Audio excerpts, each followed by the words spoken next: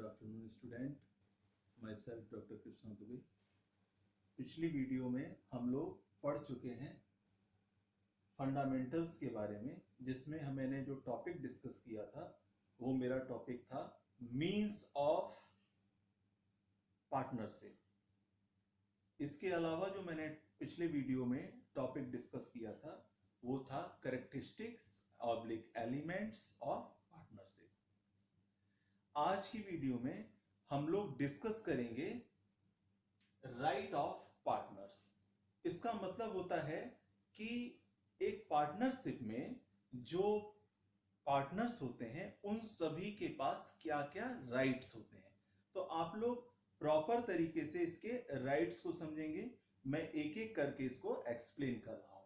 यहां मैं वीडियो में यहां पर मैं लिख चुका हूं कि ये एक पार्टनरशिप फर्म में जो उसके पार्टनर्स होते हैं उनको क्या क्या राइट्स होते हैं। सबसे first, right to participate in management. Right to participate in management यानी जो एक हर पार्टनर को ये राइट्स होता है कि जो पार्टनरशिप फर्म का जो मैनेजमेंट है उसमें वो पार्टिसिपेट करे। वो उसकी इच्छा पर डिपेंड करता है, वो चाहे तो उसमें पार्टिसिपेट कर भी सकता है और चाहे तो नहीं भी कर सकता है।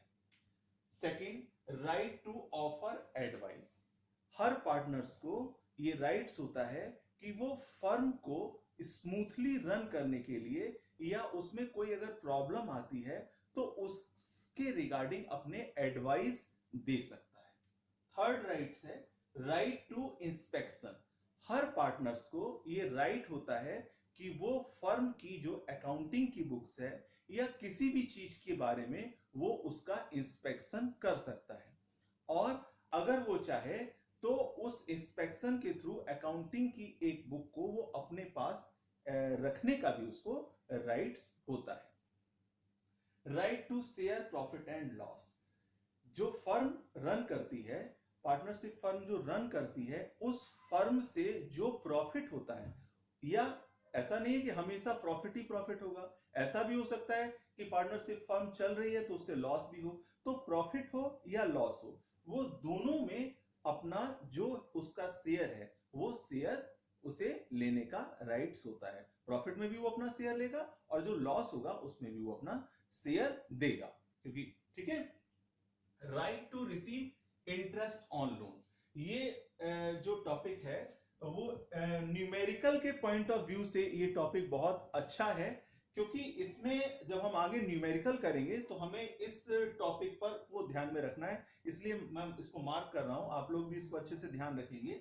Right to receive interest on loan. जो इंटरेस्ट, कभी कभी ऐसा होता है फर्म में पैसे की जरूरत पड़ी, फर्म को पैसे की जरूरत पड़ी तो वो फर्म जो है पार्टनर से ही लोन ले लेती है। तो अगर कोई पार्टनर फर्म को लोन देता है तो वो उस पर इंटरेस्ट लेने का उसको राइट्स होता है। अगर पार्टनरशिप डीड में इस इंटरेस्ट की रेट गिवन है तो हम उसी रेट से उसे इंटरेस्ट देंगे।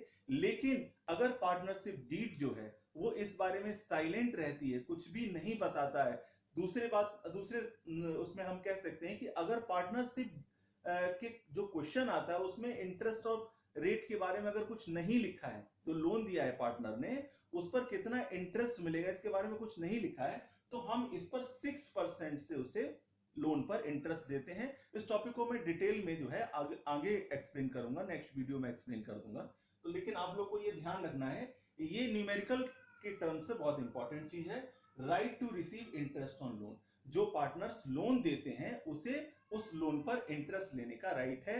अगर क्वेश्चन में गिवन है तो ठीक है, आप उसी रेट से देंगे। अगर क्वेश्चन में गिवन नहीं है तो आप 6% की रेट से, पर एनम की रेट से आप उसको इंटरेस्ट देंगे। अगला है राइट टू डिसअलाउड एडमिशन। जो पहले से पार्टनरशिप फर्म बनी हुई है, पार्टनर्स बने हुए हैं, उन हर पार्टनर्स को ये राइट होता है कि वो नए पार्टनर जब एंट्री लेना चाहता है तो उन सबों की परमिशन होनी चाहिए उसकी एंट्री के लिए। अगर इसमें से कोई भी एक पार्टनर डिसएग्री होता है, अगर वो एग्री नहीं होता है, तो वो पार्टनरशिप में नए पार्टनर्स का एडमिशन नहीं हो सकता है।